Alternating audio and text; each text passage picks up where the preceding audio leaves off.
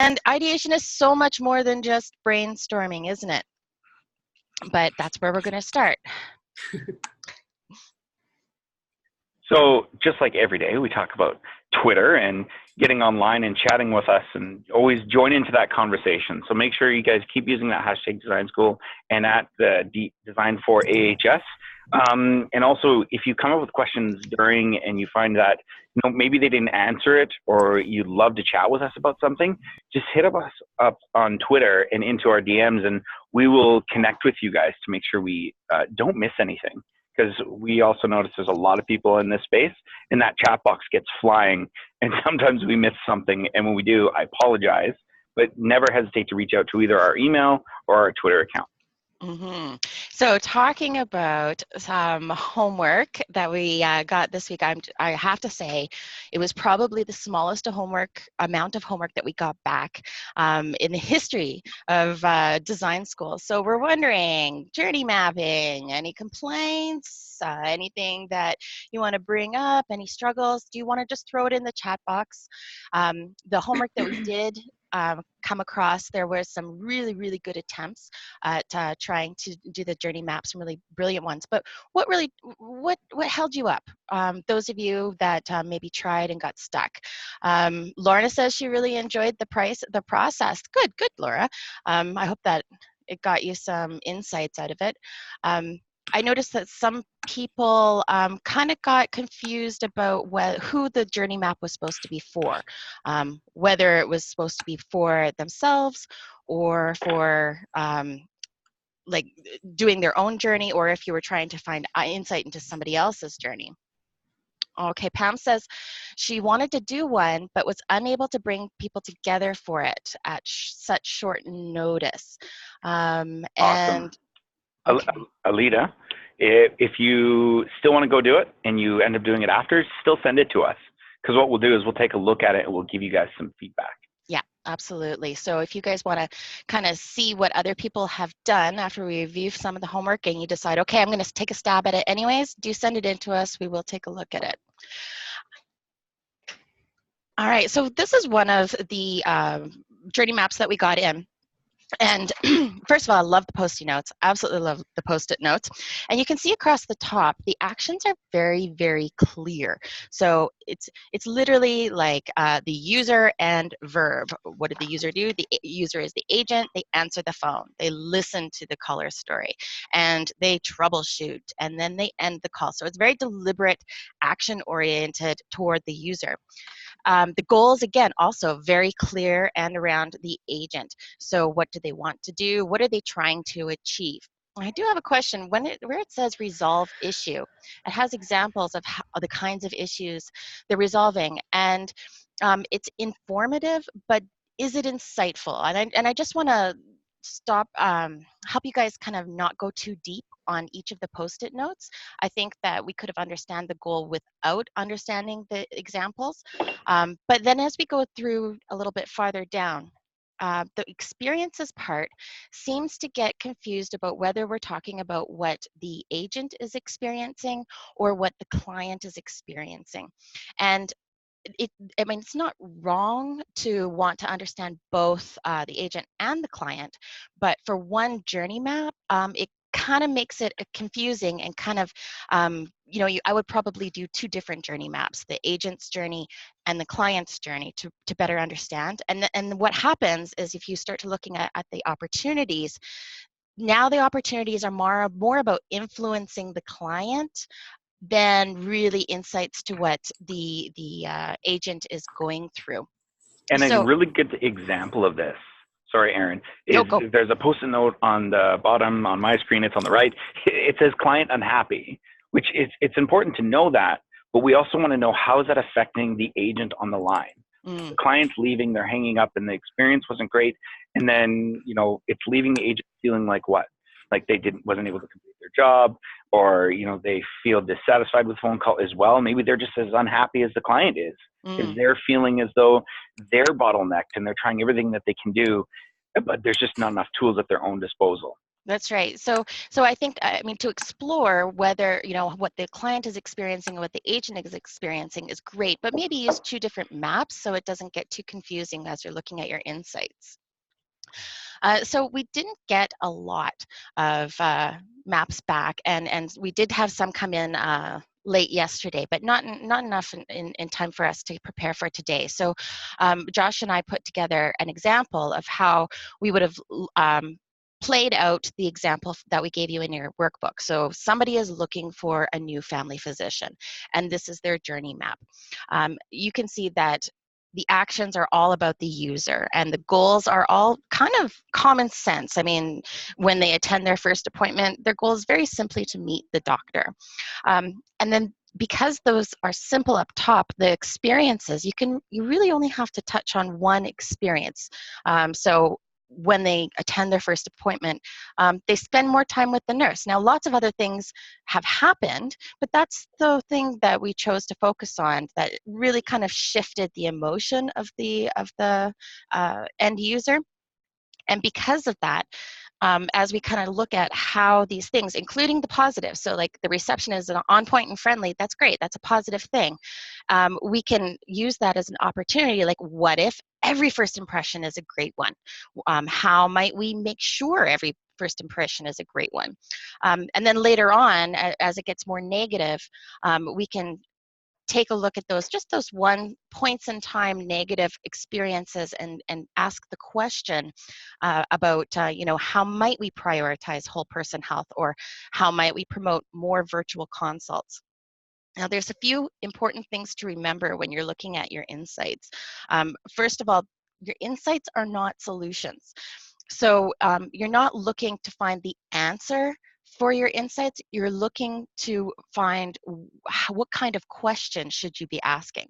So you should be, yes, every first impression should be a good one. It's not about that. It's about how can we make sure? How might we make it? Every good first impression is the good one. So just be careful if you do decide to do another journey map, that you don't try to make the opportunities into solutions. It really is about asking further and deeper questions. So with that aside, we are moving on to what I absolutely love, which is the third stage in the process, the ideation stage. And often people get stuck in groupthink, or they think, you know what, I can't draw, so I can't be creative. And really what we're here to tell you is that if it doesn't matter whether you can draw, drawing has nothing to do with being creative. And the person who's going to take us through that is Annie Valdes, and I would like you to please welcome her. She has spent about 20 years in this field and at least 10 in health design alone. She is the principal and founder of Design Tugboat, and she has worked at IDEO for in health design for a really long time. And you know what, like I was saying, ideation can be the scariest thing for healthcare workers, and Annie is going to help us get over that fear. Now, I just want to remind you that if you have any questions at all during Annie's presentation, please type them into the chat box. Ali is going to be reading through and picking some of his favorite ones, or ones that he thinks that people want to hear about from the most. So without any further ado, Annie, welcome. Great, thank you so much. All right, so let's get the share going, and let's see if we can do it quickly. Can you guys see my screen? We can. Looks fantastic. Is it just my screen, or just the presentation? Lovely. Just presentation. Okay, good. And let me get my cursor so I can move the group chat. The group chat is in the way. Okay, well, hold on a second. Sorry, guys. Fortunately, I have lots of buffer in my presentation. I'm going to escape out of this and move this little chat over here. I've got two screens set up, and I don't normally work with two screens. So this is a foreign experience on this computer. Better? Beautiful. Looks great. Awesome. Okay. Hi, everybody. I'm Annie. And Josh tells me that the team's telling me that you've been spending a lot of time learning about inspiration and research, and that now you're ready to move into generating ideas. And that's so exciting because that's where the energy just changes direction within the design process. So to set yourself up for this transition, I wanted to talk to you a little bit about how I think about creativity. And I wanted to share some of the techniques my teams use when we're generating ideas on our projects. But before I do that, I'll give you a little context about who I am. So how many of you these are a little bit old, but I wonder if how many of you have seen these old ads from HSBC. They used to have them up on billboards, and when you go into an airport, the ramp on the terminal, you'd see these ads. And I love them because they capture a really big part of what my role is in the design world. So I identify as a design researcher and as a design coach. And I like these ads because they show how so much of the world can be interpreted differently depending on your experience. And when I say I'm a design researcher, a lot of people haven't really heard of what that role is. And so when they ask me what I do, the conversation ends up sounding a lot like this. Do you know what an anthropologist is? I'll say, and they'll say, well, no. And I'll say, okay, well, it's my job to go out into the world, like this photo, and I go into people's homes and their workplaces and places where they spend their time, and I try to understand what life looks like from their perspective. And I talk to them about what matters in different experiences that they might be going through in life. And I don't always look like I'm about to pounce. This woman was completely safe. But basically, I go on a lot of field trips, and I do this as a really important input into the creative problem-solving methodology that we're all talking about, that I call human-centered design or design thinking.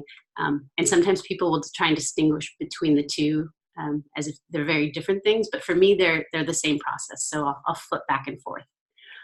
But when I talk about this process, I say that we're using this process to find solutions to complex problems involving people.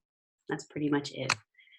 That's the spiel. And I've like Josh said, the team said, I've been doing this in some form or another for about 20 years. And I have to say that's probably as simple as an explanation as I've managed to get to. So I hope it made sense. But for 10 of those years, I spent some time working at a very unusual place called IDEO.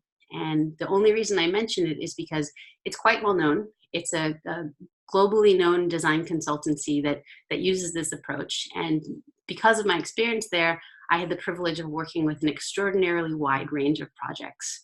I designed for government, for nonprofits, foundations, consumer products. But for the last half of my career, I've worked across healthcare. And about 5 years ago, I went solo and started Design Tugboat, which is my company, because I wanted to work in new ways. And that's going to be directly applicable to what we're talking about today. But part of the reason why I'm chatting with you is that, I've spent a lot of time in healthcare, and I've worked not just as a designer on projects, but also as a design thinking coach for hire. So I'm coaching teams that are working through real challenges across the health and wellness landscape. And to give you a taste of some of the kinds of health challenges I've been playing with, I'll just give you a couple examples.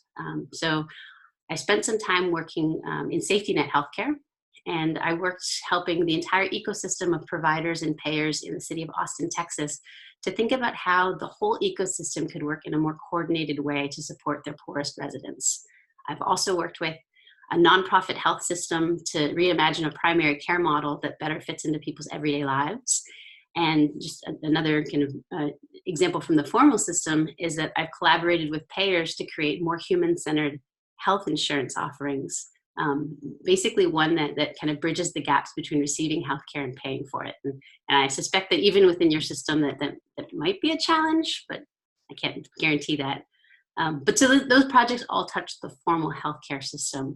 But I've also worked on health projects with really non-traditional players, looking at everything from how to help pro athletes, pro football players, have a smoother transition to retirement, not just physically, but also financially and emotionally. And also, connecting older adults with technologies that will enhance their lives. More recently, actually right now, I'm working with a public media organization. So this is it's a national public radio affiliate, and we're helping them explore what they can do to improve health outcomes by focusing on addressing toxic stress for middle school kids who live in low opportunity urban areas. So we're using these projects on pretty complex challenges that feel like, they're just intractable problems. But we're making headway, and we're finding some great design solutions. So full disclosure, I've never actually worked in the Canadian healthcare system, but I suspect there's lots of overlaps. My partner's Canadian, and he's from Prince Edward Island. And although I'm based in California, I actually visit Canada quite a bit. So besides the fact that I'm quite warm right now and I'm not in Canada, I'm a huge fan, and I'm really excited to talk with you all today. So enough about me. I know you really wanted to learn about the secret to creativity, and I'm really excited to share with you that the secret is, there's no secret. Design is not inventing, and it doesn't require you to be this masterful artist to be able to do it successfully. The way I talk about it is that when people think of design as inventing, they think their answers to the design challenges have to be new to the world. And they don't. That puts a lot of pressure on the team and the design challenge. And it's a completely unnecessary pressure to put on when you've got all the other pressure that comes from the complexity of your challenges. Think about it this way. Inventing is creating something from scratch, from nothing. But what you're doing with this human-centered design process or design thinking, it's quite different. You're building based off of what you've learned. And there's no rules that says that your ideas have to be never seen or new to the world to be valid. Think of it this way. Design thinking steals from the world. There's already a lot of really great things out there, and they might not just have been applied to your specific design challenge yet. So I want you to look out into the world and think about things that could be a good solution for the challenges that you've identified within your project, or the insights that you've identified, and refine them so that they're appropriate to your given context. And we'll talk about how to do that. But I'll give you an example first. Tinder is a thing. It exists. Do you guys have Tinder in Canada?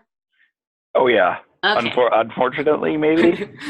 This is not an endorsement of Tinder or a shot at Tinder, but Tinder's a thing, okay? It's a dating app of sorts that allows people to very quickly move through matches. What if we could pair people with doctors just as easily as Tinder does? That's a jumping off point. As a jumping off point, Tinder for doctors is a totally legitimate instance of copying.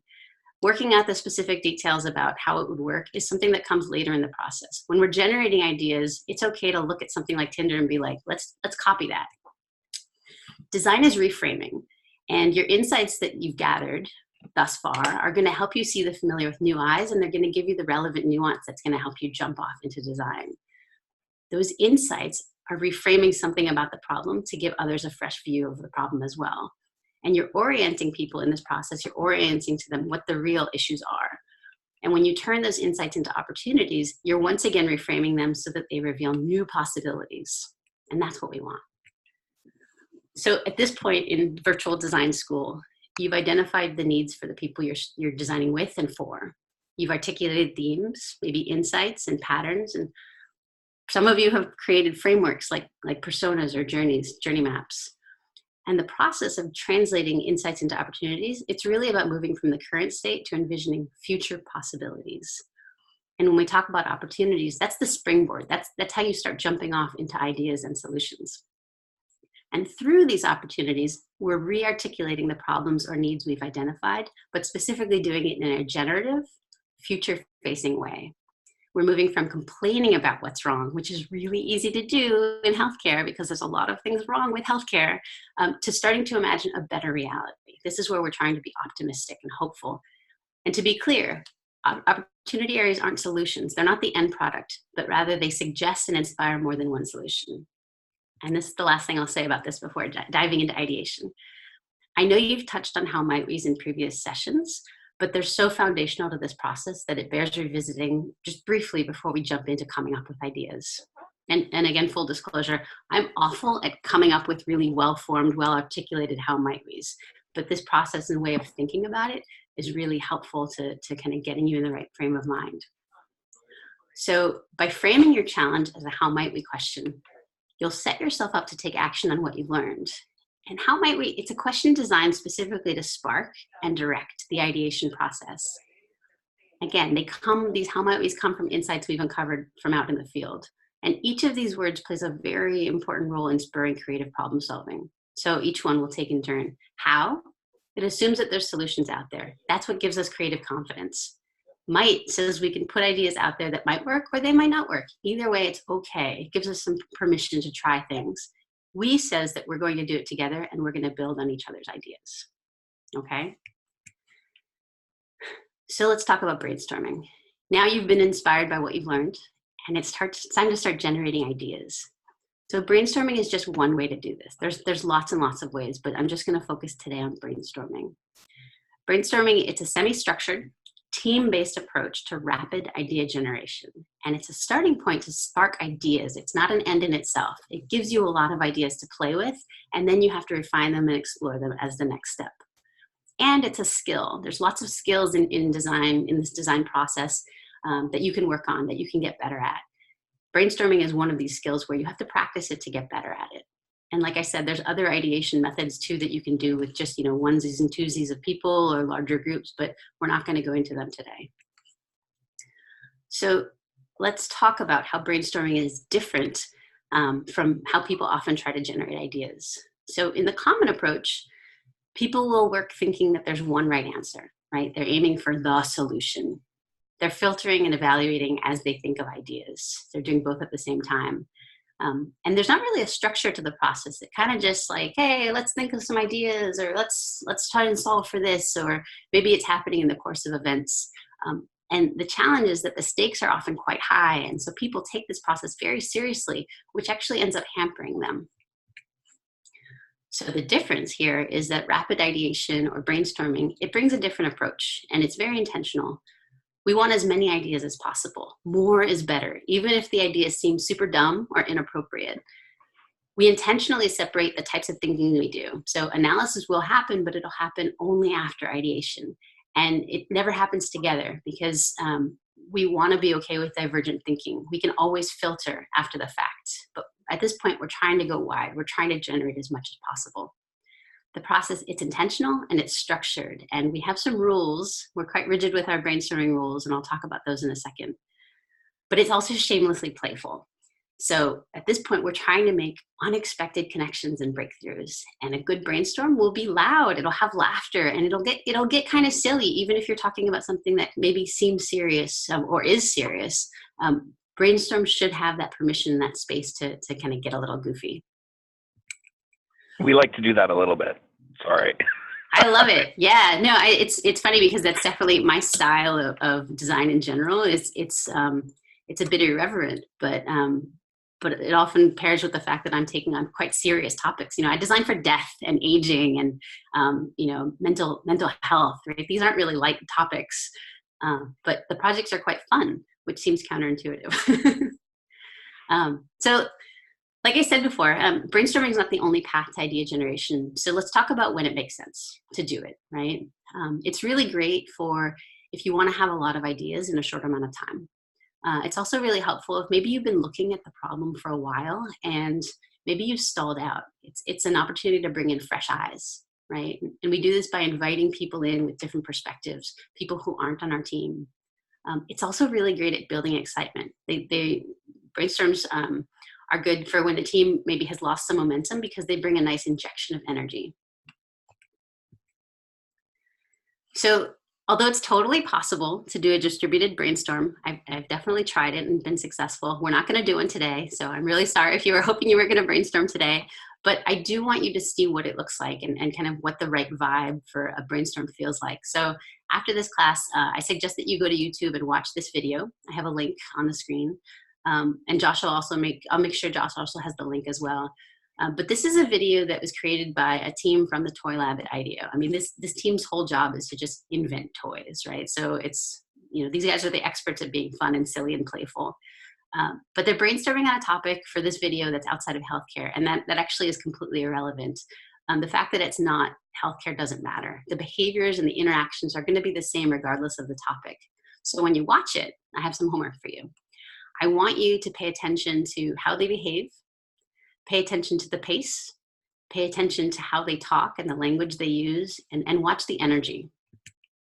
You'll notice a couple things. You'll notice that the pace is really quick. No one's spending too long explaining their ideas. They use words and phrases like yes and, building on that. And they're summarizing their ideas briefly before the group moves on quickly to the next idea. I'll share a couple more things that you should look for when you're watching, but it might be helpful to keep the deck handy when you watch, and maybe watch it through a few times if you're able. It's a 2-minute video, so I'm not giving you a huge amount of homework. This isn't creating a journey map. You should create journey maps. You just shouldn't create a journey map in 2 minutes. Yeah. But maybe what you want to do is, I know there's a bunch of you that are doing this process in groups. So maybe organize a watching party with your colleagues and talk about the rules as you do this.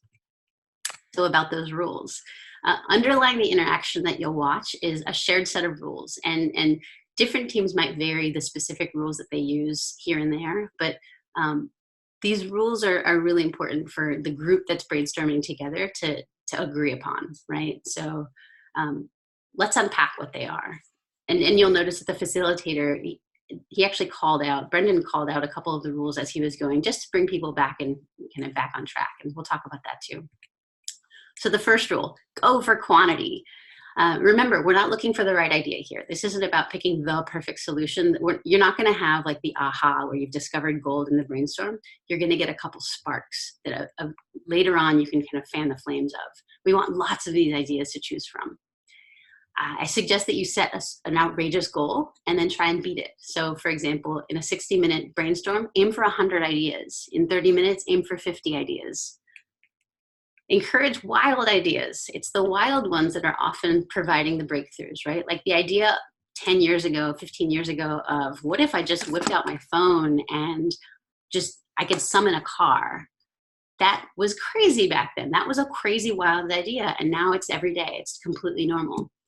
So remember that it's always easy to bring ideas down to earth later, but it's much harder to take a kind of boring, safe, close-in idea and make it further, make it crazy. So start wild and dial it back later.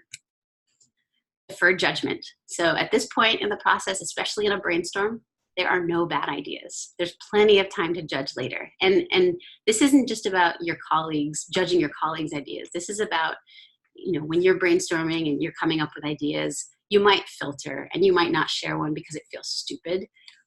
Don't do that.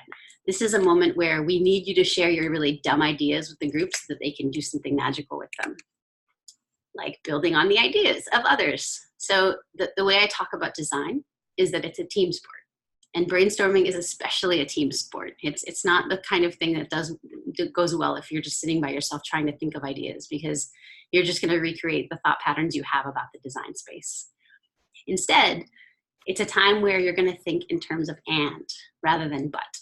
And if you find yourself stuck in an idea that won't work, or maybe a team member shares an idea that you find challenging or it seems impossible, then I challenge you to come up with a version of that maybe solves for that roadblock, or it could work.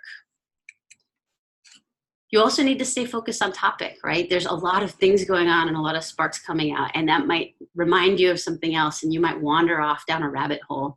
But you'll get much better output in a brainstorm if everyone is disciplined. And one of the small ways that manifests is that we ask everybody to write one idea per Post-it note, so we can see, this idea and this idea and this idea. One conversation at a time. There's a really important reason for this. You can't build on each other's ideas if you can't hear those ideas, right? And so we want to be able to hear all of the ideas and kind of stay within those constraints. And then recently, I actually added this. This is a brand new to the world, hot off the presses rule that I've been playing with my teams. But I've started asking people to be specific, because I've noticed that what happens is people will say, what if we made an app? What does that mean? They could be anything. So rather than saying, we could make an app, we want to know what the app would do. So this is an opportunity for you to think about, Tinder for doctors. Haha, Tinder for doctors is very specific. So if you're going to suggest an app, or what if we had an outreach campaign? Give me something specific. Otherwise, it's not an idea. That's like telling me that the experience has to be seamless. What does that mean? Or easy? Anyway, okay, so the last rule, sorry, I can rant. The last rule is to be visual. And what we're doing is we're trying to engage both the left side and the right side of the brain. And I know for those of you who don't feel comfortable drawing, this can feel really intimidating. So I wanted to give you a little bit more to go with. But part of the magic here is that visuals jump out at people and they attract people. And so when we're looking at all the ideas, if there's a visual, it kind of helps you think of additional ideas. And when it comes time to voting, the ones with pictures often get more attention. So that's a little hack right there.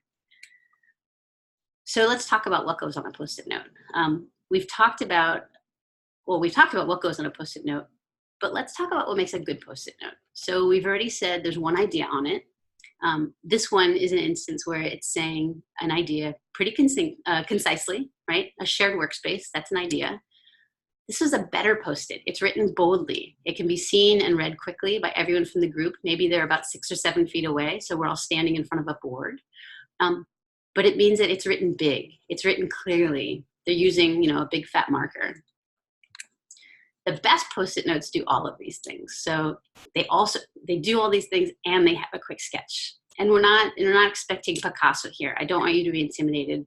A stick figure is more than adequate, right? And I did not start this process knowing how to draw. And very quickly, I had team members teach me that there's very simple things you can do to represent. Those are all people, right? None of those are, you're not gonna look at this and be like, oh yeah, that's Ben Affleck and that's Brad Pitt and it doesn't matter. It's a person, right? We're just trying to communicate a gestural idea. So try and free yourself from feeling like you have to draw a good drawing. It's just enough to communicate and keep going. So when you're hosting a brainstorm, it helps to have these rules in the space somewhere so you can walk people through them. So maybe you maybe you print out this page and stick it up and then walk people through them. Maybe you write them and then you talk through what they mean. Find a way to kind of make them your own so you feel comfortable with them, and then have them in the space so you can remind people of them. You can also point people to them in the brainstorm if maybe they start to wander away from some of the rules, and gently remind them of them if they forget. Okay, so you've done your brainstorm. You've spent maybe an hour going through a bunch of how might we questions. Now what? You have 1 million Post-its on the wall. You have 100 Post-it notes on the wall. And now you have to do something with them. What do you do? Okay, so there's a couple things that you can do. At this point, it helps to sort them and cluster them. As the facilitator, if you're leading a group through this, try and let the group sort them into groupings that make sense for them. They might need a little bit of help, but by allowing the group to sort, they might actually put them into categories that reveal something that you hadn't seen before. And groupings can be simple. They can be things like a similar approach or a similar technology or a similar form. For example, we're all working in healthcare, right? Let's say some of the ideas are related to service delivery, while some of the other ones relate to different approaches to communication. You can bucket those together and you might see some commonalities. You might start to see a theme emerge. Once they've sorted the ideas and they've clustered them, then you want to give each person sticky dots, right? So these are just little dots and they come in different kinds. So there's not like the right brand to use, not as much as these. But you'll give them like 3 to 6 dots and you'll ask them to place the dot either directly on the Post-it note, on the idea, or on the cluster, on the grouping of ideas that they like the best. And then, they might choose based on what they think is most interesting or what has the most potential. Or as a team, you could introduce another selection criteria as well. For example, this is the one I'd most like to see prototyped, or this is the one that I think might have the biggest impact on our patients. Try and have the group vote in silence. So give them some time so that they can think and they're not swayed by other people in the group. And if an idea seems vague, sometimes people will write something that's just abstract or a label, a non-descriptive label. Make sure everyone hears the explanation if someone shares it again. And then finally, for the top 2 to 3 ideas or idea clusters, ask the group to reflect on why those rose to the top. That's another opportunity for you to get maybe new selection criteria, or the description that the team gives might reveal additional potential that wasn't captured on the Post-it note. Right. Hey, so Annie, quick question, Annie. Okay. Somebody's asking if somebody doesn't have the capability, like Erin's asking, if you don't have the capability of building an app, but the idea is on it, how do you manage that? Honestly, this is that, again, that rule of separating out the analysis from the ideation. Now is the most important time to do that, because there might be a way to do something that feels like an app without software skills. So for example, I was just telling Josh about this. I work with a senior center who they're tackling the ride problem by, they're using Uber, but their members aren't using Uber. And so what's happening is a member will come to the senior center and need a ride, and then someone from the staff, well, actually they'll call the senior center and they'll say, I need a ride. And then someone from the staff will activate Uber and then summon the car to this person's house, and then they show up at their destination. The person has never used the phone. So for all intents and purposes, you didn't create Uber, right? You didn't use Uber. So you created a workaround. There's always a way to play with an idea that doesn't require a very specific technology solution. And so that's why we separate out coming up with the idea from how do we prototype it? What are some different ways that we can actually bring this to life? Does that answer the question? Thank you. Yeah, that's a really hard one to get past. If you're used to constantly filtering for like, what can I do and what can't I do? Giving yourself that permission and that space to just come up with like crazy, wild, wacky things. That one takes a lot of practice because we're so used to having to live within the world of constraints. So I get that it's a hard one to practice, but practice it. We have one more question. We had one more question, Annie. Have you heard of the HIPPO before? The highest paid person's opinion? I haven't heard of HIPPO specifically, but I think I get what it is. It's basically, it's like the highest ranking person's voice drowns out everyone else's. Yeah. So how do you avoid that when you're doing brainstorming? Yeah. So a couple ways. One is don't invite that person. So that's part of why everybody has a Post-it note and a Sharpie, right? So we want all the ideas to kind of be at the same level. And so everyone is responsible for capturing their idea and putting it on the board. And so when we're looking at the ideas, when we step back, they should be kind of about the same. It's not like, the boss is going to come in and get the red marker and the blue Post-it pad, and then we know to only vote for those ideas. So we try to democratize it. We try to level it so that the ideas feel similar. We again reinforce that there's that we're trying to reinforce that kind of democracy of ideas.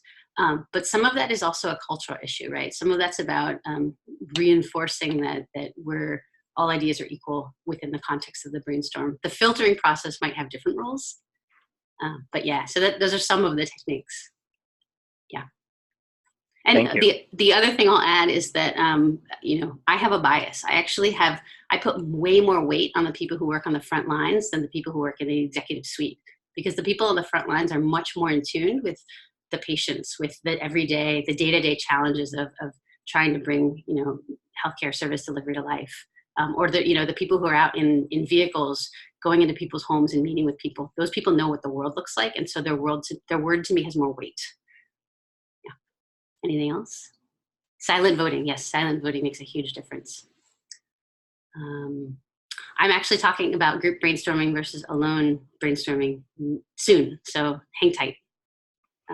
Anything else about voting or clustering before I get into maybe how to facilitate a brainstorm? Okay, cool. Let me get through these real quick because I think these are going to help you if you try this on your own, because a lot of you are probably not in organizations that have a design culture. And so some of these things will help you tip the brainstorm towards being successful.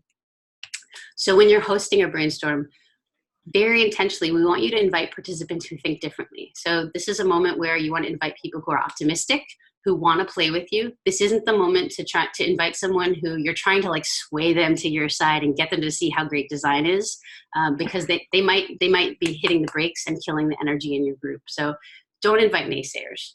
Don't invite people who are going to be a buzzkill. Reach beyond your team. This is a great opportunity to involve people who aren't core and who will have a fresh perspective. A good rule of thumb is, invite 6 to 8 people. And so that might be in addition to your team having 2 to 3 people that are in the brainstorm as well. Keep the group small enough so that everyone can gather around and be heard. And then most importantly, pick somebody on your team to be in charge. Facilitate the brainstorm. Don't just hope it happens. Don't just hope it's successful by accident. This is the person who's going to set the pace and the tone. And it's their job to protect the participants by enforcing the brainstorm rules. So especially if your HIPPO keeps trying to voice, like speak over everyone. The facilitator gets to be the bad guy and say, that's great, Sally, but I see Mary has some ideas. Mary, do you want to share your ideas with the group? And so that facilitator gets to play traffic cop. Pick your top how might we questions that you want the group to brainstorm on, and consider the questions that you'll be exploring when you decide who to invite, right? Some people might be a better fit for different questions. And, you might explore some how might we's with some stakeholders, but not with others. That's fine. Another thing that can help, if you have it, is to provide inspiration to the group as a way to engage people in the topic. And that can be inspirational stories or really rich quotes from your research that reveal the issues that you've identified. Or it could be context, right? Like maybe you have imagery of the people and the spaces you're designing for. Here, a very specific example would be, let's say you're designing for the waiting experience, right? Because healthcare has a lot of waiting. And one of the things you recognize is that expectation management is a huge thing. So as a favor to the brainstorm group, maybe bring in photos of contexts outside of healthcare that do a great job at managing expectations, because you're trying to get those juices flowing so people think beyond the current reality of what sucks, right? And then you want to gather materials you'll need, like the sticky flip chart paper so that you can, tear them and move them. And of course, bring enough Post-its. Everyone has to have their own pad so that they can represent their ideas and capture and share them with the group. And then use a big fat marker, like, this is the perfect size. Because they write boldly enough so that everyone can see what the idea is. And then again, get your dots. And then let's see, where are we? Okay, so another thing to consider is when, the time of day, the duration. So set aside about 45 to 60 minutes for the brainstorm, right? We want to be respectful of people's time. So if we ask them for an hour, we take an hour, no more. The time should include setting the context, sharing the rules, explaining the how might we before each mini brainstorm. And maybe for an hour brainstorm, think about like 2 to 3 how might we's and budget about 20 minutes per how might we. Also consider the time of the day and what that means for people's energy. So in a lot of workplaces, people are on fire, like right now. This is the sweet spot. It's that 10 a.m. time spot. And almost everybody dips right after they eat lunch. It's a physiological thing. That might vary where you work, right? Like you might have swing shifts, or you might be working with nurses or people who have different schedules. But if you're scheduled during a dip that will be a dip, bring snacks, bring candy, bring fruit, bring things that are going to bring up the energy. And then the last thing is where. So you want to reserve a space that has sufficient wall space. Maybe it's a room, so you've got some privacy. But the goal is look for a place that has where you can put up the ideas so everyone in the brainstorm can see the ideas as they're shared. You don't want to be brainstorming like on a flat table in front of you. You also want to make sure you're in a space where it's okay to be noisy, right? A good brainstorm can have lots of enthusiasm and laughing. And you also don't want people interrupting your flow. So, it needs to be okay for you to be disruptive, but then you also don't want people coming by and constantly, stealing focus from the group. And then the last thing is, to the extent you can, encourage people to get on their feet to keep the energy flowing. And some people have physical limitations to this, but the idea is that brainstorming is a hands-on activity. It's participatory. And we don't want people sitting behind laptops or looking at their phones. That's death to a brainstorm. The last thing I'll say, because I know I'm close on time. You got 2 minutes. 2 minutes. I can totally do this in 2 minutes. Oh, perfect. Yeah. So all brainstorms have a similar flow. And as a facilitator, you need to read the group and modulate the energy. So like we just talked about, you're going to welcome the group, introduce the topic, give them some relevant context and inspiration. This is when you share the rules. You'll provide a warm-up that's easy and kind of maybe even unrelated to get the group to warm up. So try something that gets them thinking of wild ideas. Personally, I love getting the group to spend 1 to 2 minutes on ways to get a cat off of a roof, right? It's just ridiculous. But you get fun ideas like electrify the roof. Yay.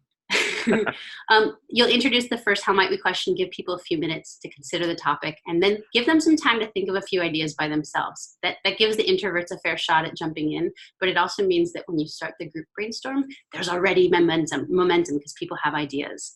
And if the group starts to slow down, nudge them, prompt them, maybe ask a question, like what if we considered this? What if this were the case? And when they really slow down, switch topics. So once you've done that and gone through a few how might we's, towards the end of the hour, have the group sort, have them vote. That's it. So if you remember nothing, remember that human-centered design is a creative problem-solving methodology. It's not inventing, it's reframing. The muscles and mindsets get stronger with use. So I want you to go out. I want you to take these rules and practice them in your real lives. An easy way to do this is every day pick a different rule and work on ways to incorporate that into how you work.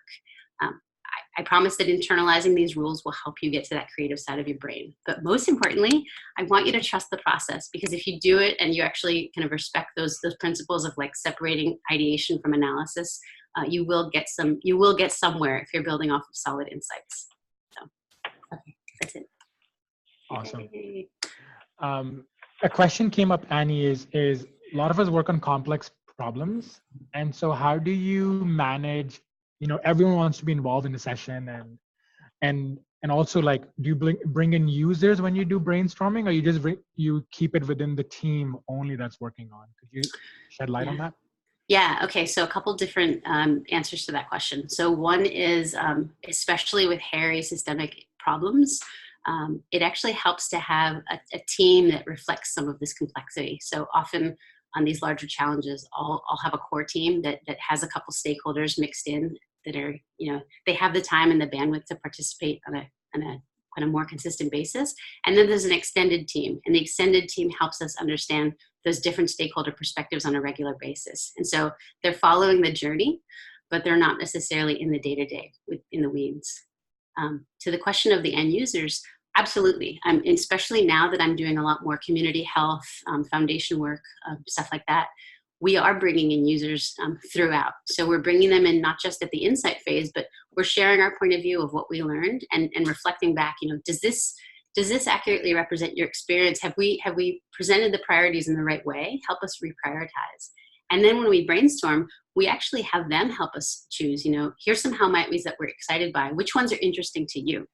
And then when we brainstorm, they'll get their perspective and they vote and they cluster. And so we're constantly letting them drive, because it is, again, it's a user-driven, kind of very heavily guided process by the end user. It's so powerful what you said, like let them drive, because I don't think we do that, right? We usually just get them involved, but usually put them on the side, but I love that. One more question that came up, and because Alberta Health Services is a provincial kind of body, so we have people usually virtually working on teams. Mm-hmm. Do you have any tips, and have you used any online tools where you can do brainstorming virtually and it works effectively? I'm not going to say, I don't have a tool that's specific to brainstorming, but I do often work virtually as well. My closest collaborator is only 40 miles away, but she's in San Francisco, and I'm often working with teams. One of my clients right now is in Ohio. And so we're often using a mix of things like Slack, Google Docs, Google Slides. Some organizations can't use Google products, so we'll use a Microsoft tool. But a lot of those are really great for allowing people to work collaboratively on evolving content.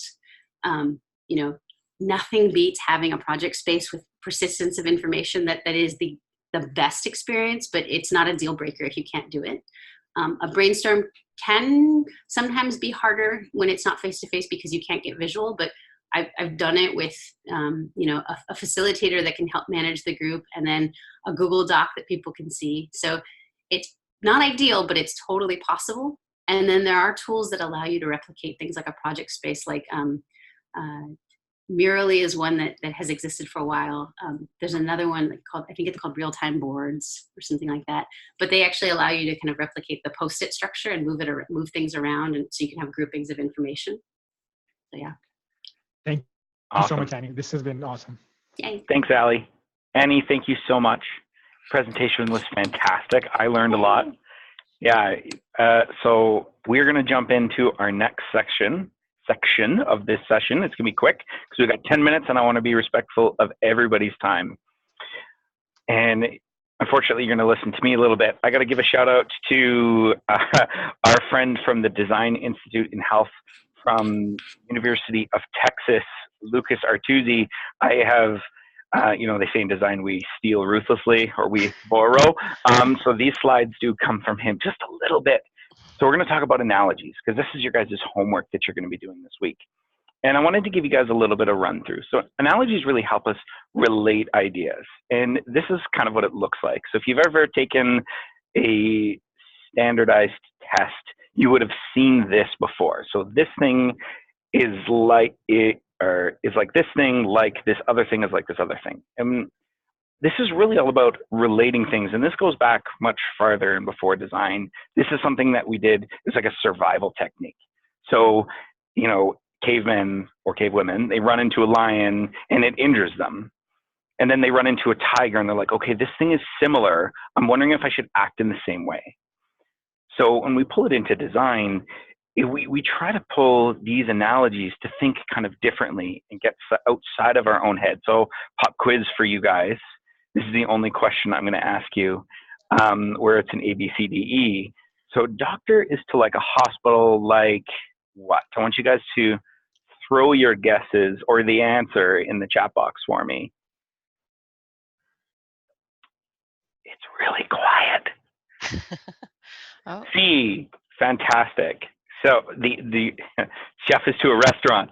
I love it. They're going outside. C, divergent thinkers.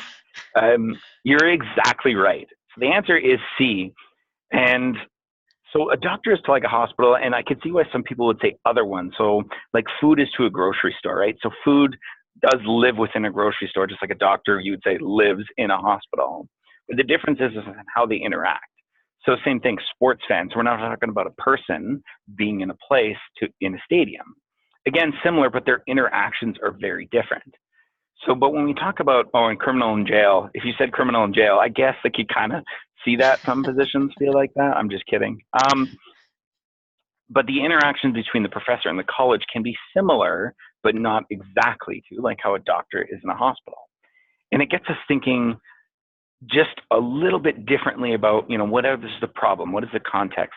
How are they working and what works for them? Because like Annie talked about, design isn't about coming up with something completely new and reinventing something. It's a lot of, you know, borrowing ideas and how people are working within different spaces. So I want you guys to quickly come up with something. So telling your doctor about an embarrassing problem is like what? Put it in the chat box. Sorry. I guess. What is talking to your doctor about an embarrassing problem like? Like falling on the street in front of others, your sock falling out of your pants in a public space, telling your dad about a mistake he made. Oh, that is a really, really good one. Making a speech naked in front of a crowd. Yeah. Telling your mom something she told you not to do, that you did it. These are such really awesome ideas. Talking to my daughter about the birds and the bees. Another good one. So when Lucas and their team was working on a problem, they were working on this very specific thing, is how can we get patients to open up about something that's embarrassing with their physician? And they had a really cool analogy for this. So they thought, how do people who work in sex shops engage with their customers? How do they make them feel more comfortable? Passing gas in a meeting, that's funny. Sorry, I have to say that in the chat. So they went to this sex shop, a famous one, I believe it's in San Francisco, called Good Vibrations. And they learned from the staff, I'm like, okay, how do you engage people on a topic? That's something that may be necessarily like a little embarrassing for them, or maybe they're new to this world and they don't know what to do. So they learned, you know, it's all about asking very relatable, easy questions. It's all about the way that you initially engage them in the space to make them feel comfortable. So I've got one more for you guys. A trauma patient coming into a busy ER is like what? Oh, it was your project, Annie? That's fantastic. Car coming into a pit stop. Tim Hortons in the morning. That's true. Cow being herded through a feedlot. 3 tour buses arriving to check into a hotel at the same time. Oh, These cool. are great. I'm seeing that animated face, Annie, that you talked about. She's seeing these ones. These are really, really great. These are wonderful. And so you guys can see how that different thinking, you can kind of say, okay, what are people doing? The pit stop was really fantastic because that's actually what this project team did. And they were like, okay, what does a pit stop do to make things, in a really high stress situation, lives are on the line, and there could be very specific problems that they're running into. And they learned about, there's very specific roles. But one of the biggest insights for their team was they have a very specific kit on how to deal with an issue. So if the suspension on the right tire is broken, there's a box for broken suspension on the right side, and they grab it and it's got everything that they need. So then now they've applied that to the emergency department. They have a box that says, okay, we've got a gunshot wound. There's a kit for that. And they replicate, there's scalpels and things in each and every single box. It's really, really fantastic. And Lucas's talk in Analogies is on our YouTube channel as well still. So if you want to take a listen, I encourage you to. So they just really help us. Analogies help us to inspire us. They keep us from reinventing the wheel. And, like Annie said, it's learning from others outside and what they're doing and bringing it into the healthcare space.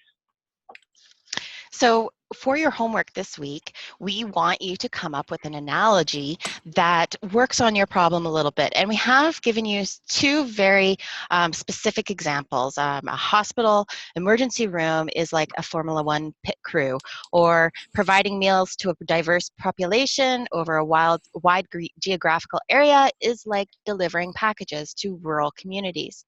Now, I do have something extra here. If you're working in a group, it might be really fun to do a brainstorming session like the one that Annie talked about, just to come up with some different analogies that you can work on your problem. And once you come up with those analogies and decide which one you want to go with, now here's the sweet spot. It's not just this is like that. It's what does that different realm do in order to achieve their goal. So yeah, sure, a hospital emergency room is like a Formula One pit crew, but what does a pit crew do in order to achieve their goals? And those are the things like Josh was talking about, like the prepackaged fix kits and special uniforms, track time, blah, blah, blah. So when you do this, it's really the guts of it is finding out which ideas you're going to steal from the other place to bring into your problem. Next slide, please. So if you have only 3 things that you take away of today, and I don't know how you could only have 3 because Annie, your talk was just amazing. Just remember, everything is a remix, and that is just that you can get inspiration from anywhere. There are so many good ideas out in the world that you can borrow from. It doesn't have to fit perfectly, but really inspiration can come from any place. And it's not about having a work of art. Try to do your ideation and your brainstorming without any filters. Go for those pie in the sky shots. Talk about things that are silly. And then finally, creativity is contagious, and that just means if you value creativity and you want to create a culture of creativity, it relies on that freedom to fail, and it relies on that permission to put forth bad and crazy ideas so that you can get the good ones. So next week, we have our fearless leader, Marlies Van Dyke, who's going to be talking to us all about what it's like to be doing design thinking and the mindsets and the culture that you can kind of cultivate to kind of get those wild and crazy ideas, but hear them all the time. So that's it. We kind of sped through that last little bit. Erin, do you want to add anything? Yeah, I just want to say, if you guys want to get feedback, really timely feedback from your homework, please try to get it to us before Tuesday, and that's the best that we can do. Otherwise, we end up kind of sitting on the email trying to respond to everybody and not quite getting to it. So yeah, just looking forward to seeing the analogies you guys are going to come up with this week, and have fun brainstorming. Yeah, and like I said, reach out to us. We mentioned at the beginning, but we always want to hear from you guys, and we will answer any question you send to us, unless it's what's Josh's phone number. No, I'm just kidding. I'll answer that one. Bye, everybody. Bye.